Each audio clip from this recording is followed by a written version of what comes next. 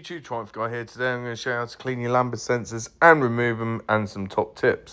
So there's two Lambda sensors, there's one at the top and there's one down the bottom, okay? And this just measures the O2 readings before and after the catalyst converter.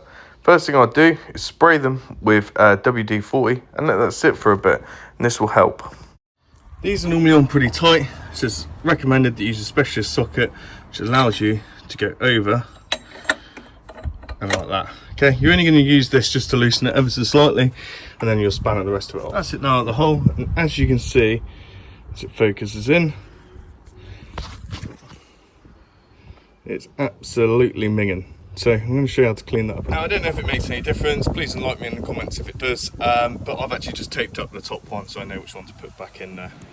Next thing is you're just going to spray them. I'm using EGR cleaner and carb cleaner just to get the most of the debris off. There's no point in brushing these because the most of the debris are inside the sensor itself.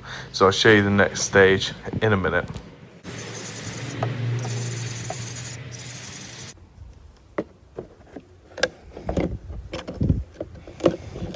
What we're going to do is just submerge them in petrol for between 8 and 12 hours, and this will get rid of all the debris inside of the sensors.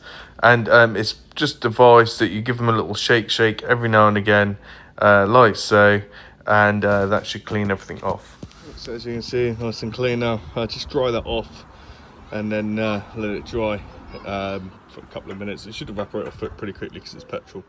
Thank you so much for watching. Please like and subscribe, and I will see you on the next one.